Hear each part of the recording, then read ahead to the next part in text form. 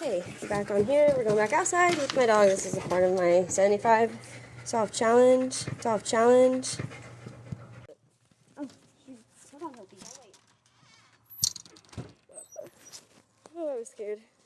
Okay, my dog has dragged me down our driveway before. And we did get one of those collars. I don't know if I can show you but, oh, okay. But it's one of those, I forget what it's called, but like when you pull on it, it tightens it. And I don't pull hard on it, but it does help. Like if you have a dog that doesn't listen and drags you down the driveway, which she does, it helps. Oh no. If you have a German Shepherd or you have a dog that is a working dog and like they're very hyper or they're destructive or even aggressive, a lot of times it can be worked out through exercise, but you want to exercise them physically and mentally. And the reason why I'm kind of talking about that today was because I feel like part of my fear that I've been fighting or letting knock me down, a part of that fear has been, the biggest problem is that I wasn't allowing my handler to take me on these walks. I wasn't allowing my handler to, God, it's a joke, to exert any of my energy. I'm a hyper person. I'm a very hyper person. And I thought if I just like cleaned the house, my brain would just get foggy and I couldn't think straight. And forget that she is not supposed to be walking me. So sometimes I just like get in the routine of being drug along. It's kind of like how I've lived a lot of my life. Ah, settle. Hey. Good. Not exerting my energy and just sitting around the house and just trying to figure the same thing out. Trying to organize and clean and using that as my way of... See, why do people honk? I don't get it. We live like... Oh my goodness. No, never mind. Okay. Ah, this way. Here. Come. But, see, right now I'm fighting the urge to just run in the house and be like... I'm not just like scared for no reason. I'm not going to go into until I feel led by God to you okay? For a number of reasons. But there are certain reasons why I have this fear. There are certain things that I've been a part of, certain things that have happened to me that have terrified me. And at the time it didn't terrify me, right? So, okay. So today for the 75, I felt like last night I was preparing because our preacher, Paul, was talking about how to prepare, preparation for prayer, but you also want to plan. You want to have a set time, place. I thought she was going to drag me. Okay, I was doing that last night. I was preparing and praying to pray and planning, and I felt like he led me to start the day off with 2 Kings. Good girl, saddle. She wants to go faster. I'm like, okay, camera going up and down everywhere. So 2 Kings 5, it's a humble beginning, right? And I feel like it made sense because I can get kind of prideful and cocky and be like I went one day outside by myself, I beat everybody. I'm just kidding, but not really. 2 Kings 5. Booker, wait. See, I forget, she knows her commands and she listens. Invite, that's Dax to co-host. Yeah, okay. I don't know who this is. Please.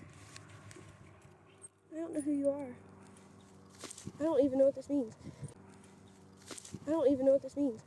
If you're on here, whoa, I don't know what's going on. I don't know how to work any of this stuff. Hold on. Wait a minute. I don't know what that invite to the co-host was. I don't even know. I don't know why it's doing all this invite. It didn't do this last time. Okay. Wait, freehand, right? Okay. There. That's better. It's not so crazy. You don't look like I'm like running at the camera. Okay. Bookie, wait. Sit. Hey.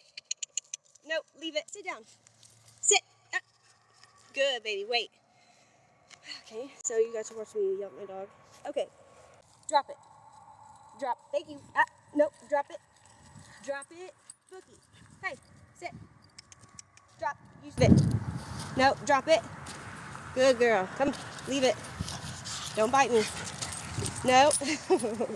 We're working on it. Okay. Now Naaman, commander of the army of the king of Syria, was a great and honorable man in the eyes of his master, because by him the Lord had given victory to Syria. He was also a mighty man of valor, but he was a leper. And the Syrians had gone out on raids and had brought back captive. Oh, weird. Okay.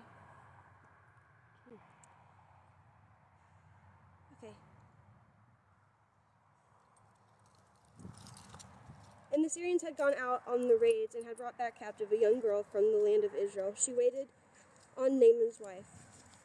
Then she said to her mistress, "If only my master were with the prophet who is in Samaria, for he would heal him of his leprosy." And Naaman went in and told his master, saying, "Thus and thus said the girl who is from the land of Israel." So the king of Syria said, "Go now, and I will send a letter to the king of Israel."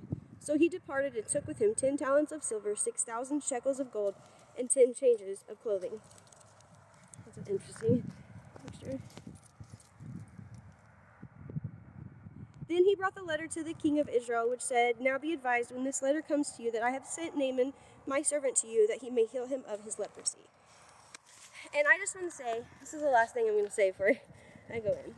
It's so ironic that the captive brought the girl to the captive. She ended up, even though I'm sure it wasn't the most pleasing experience for her, but even in the midst of being held captive, even in the midst of being brought from someone else, in the midst of all of this, still, she was able to help. So he was able to turn something that the enemy probably, it's hard to tell him what he planned for her, but God was able to use it and to say, "Hey, I know how this person can be set free, even the people holding her captive."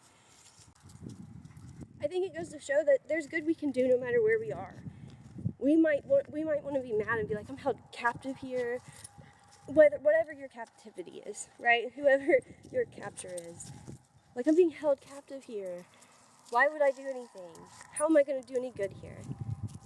Sometimes all it is a simple word or a simple knowledge that you have that to you means nothing, but to someone might mean the world. It might mean freedom to that person. So even if you're being held captive today, in some way or another, I hope you know that you can still do good, and that God can use and turn anything to be for His glory. And if it's for God's glory, you best believe it's going to be good for you.